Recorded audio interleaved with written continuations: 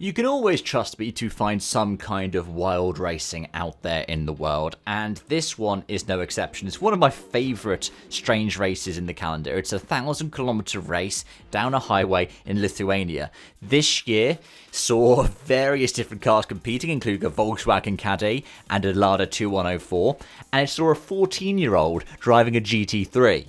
This is Palanga. This is the Aurum 1006 kilometers for 2025.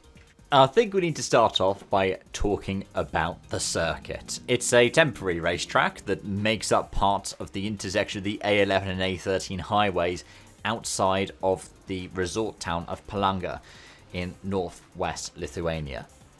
It first hosted an event in the year 2000. It has hosted races every year since.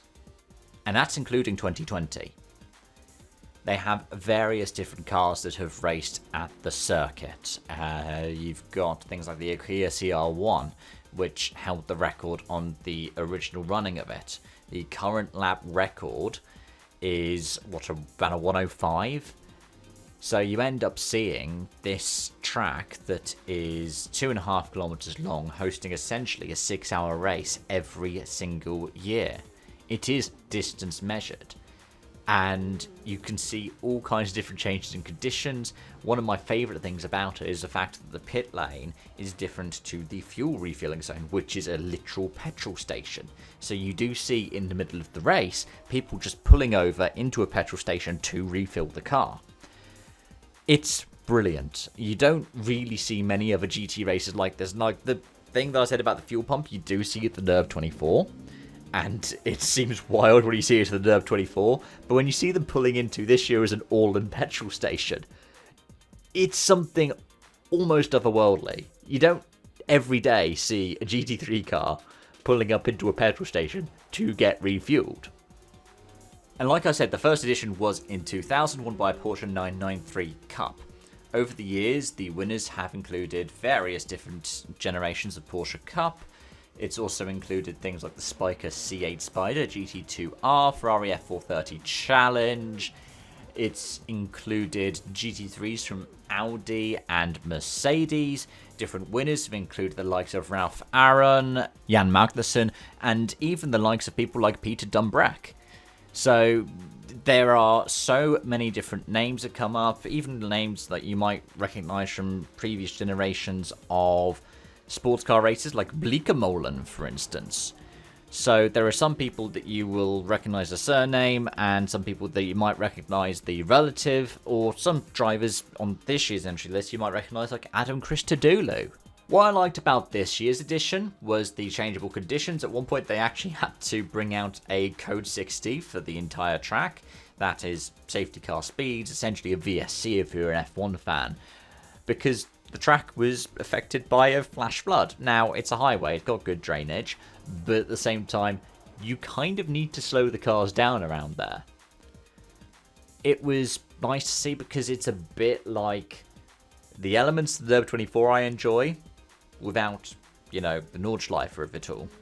So, it can be cleared up quicker, you don't need to worry about code 60s for particular parts of the track if you don't want to, and you can clear stuff up quicker generally than at Nords as well, so you don't have to worry about that code 60 being in place for an hour over 2 corners of the track.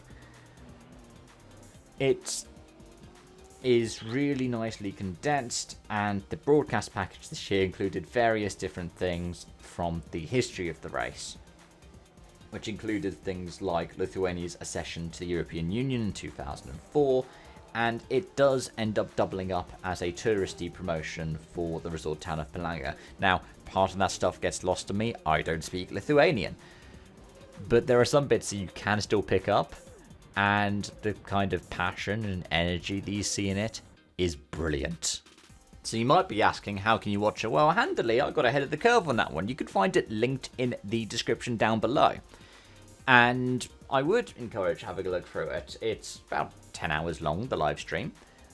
But I watched it on 4x speed, and I got through the Spa 24 and Nerve 24 this year watching it on 4x speed. It helped for me because, well, I don't speak the language. But it means that you can still pick up the elements that you enjoy, and you can watch some fun racing around an interesting track.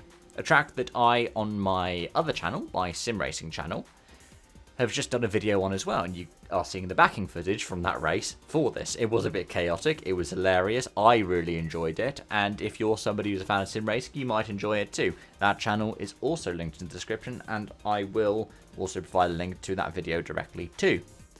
So, yeah, that is there for you if you wanted to enjoy that. But on that note, I'm going to wrap things up for this video. Thank you so much for watching and joining. Thank you so much for your continued support and to entertain me talking about these things that are a bit wild, are a bit strange, aren't the most usual things. You can probably expect that when there's a Mazda Martinsville race, because I'm pretty sure that's happening again later this year, I'm going to be covering that and talking about that again, because that was hilarious last year. It was wonderful, and the ending of it was also incredibly chaotic. But until then, or until the next time you want to watch anything to do with the world of motorsport, thanks for watching. Bye-bye for now.